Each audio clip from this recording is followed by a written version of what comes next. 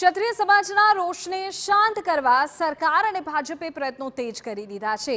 14 લોકસભા બેઠકો પર હર્ષ સંઘવી અને સંગઠન મહામંત્રી રત્નાકરે પ્રવાસ કર્યો। ક્ષત્રિય સમાજની નારાજગી દૂર કરવાના આ સતત પ્રયત્નો હર્ષ સંઘવી અને મહામંત્રી રત્નાકરે ક્ષત્રિય સમાજના આગેવાનો સાથે બેઠક કરી। બેઠકમાં કુલ 10 મુદ્દાઓ પર થઈ રહી છે ચર્ચા।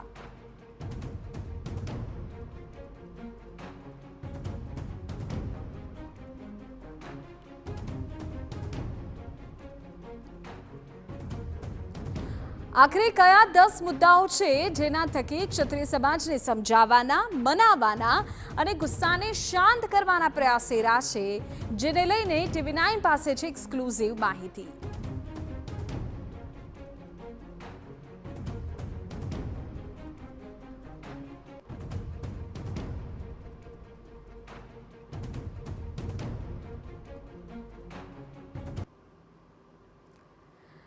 તો 10 મુદ્દાઓ કે જેને લઈને ચર્ચા થઈ રહી છે, આ 10 મુદ્દાઓના આધારે આખરે બનાવવાનો પ્રયત્ન થઈ રહ્યો તેવા સમાચાર મળી રહ્યા છે। ઉલ્લેખનીય છે કે હર્ષ સંઘવી અને સંગઠન મહામંત્રી ભાજપના રત્નાકર કે જેમના દ્વારા અલગ અલગ લોકસભા બેઠકોને આવરી લઈને અત્યારે ચર્ચાઓ થઈ રહી છે, જેમાં ક્ષત્રિય સમાજના આગેવાનો, ભાજપના સ્થાનિક નેતાઓ અને ક્ષત્રિય સમાજના નેતાઓને સાથે રાખવામાં આવી રહ્યા છે। પરંતુ આ તમામ જે પ્રવાસો છે તેનું કોઈ સાર્થક પરિણામ આવશે કે કેમ, શું આ રોષ શાંત થશે કે કેમ એ સવાલ છે।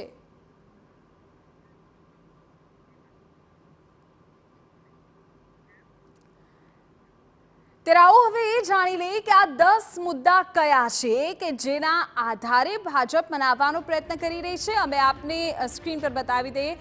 સૌથી પહેલો જે મુદ્દો છે એ છે રૂપાલાનું નિવેદન કે જેના કારણે ચોક્કસપણે અત્યારે ભાજપ બચાવ કરી રહી છે। ભાજપનું નેતૃત્વ પણ દુઃખી હોવાની વિગતો છે। રૂપાલાના નિવેદનથી ભાજપનું શીર્ષ નેતૃત્વ પણ દુઃખી। બીજી મહત્વપૂર્ણ બાબત આ સાથે જ આપણે કહી દઈએ, રૂપાલાએ માફી માંગી, પાર્ટી પ્રમુખે પણ માફી માંગી, જાહેરમાં અલગ અલગ નેતાઓ દ્વારા માફી માંગવામાં આવી।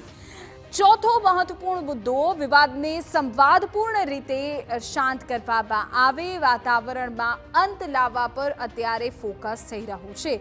આ જે વિવાદ છે તેને શાંત કરવા માટેના મુદ્દાઓ છે। ભાજપ માટે ક્ષત્રિય સમાજ પરિવારનો અભિન્ન અંગ છે, આ પ્રકારે પણ બનાવવાની કોશિશ અત્યારે થઈ રહી છે। ક્ષત્રિય આગેવાનોને ભાજપની લાગણી પહોંચાડવાની સૂચના અત્યારે આપવામાં આવી છે।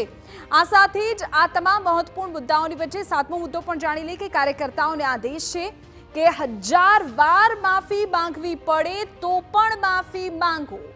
જુઓ, ચૂંટણીના માહોલમાં કયા પ્રકારની પરિસ્થિતિ સર્જાય છે એ સમજી લેવું પડશે।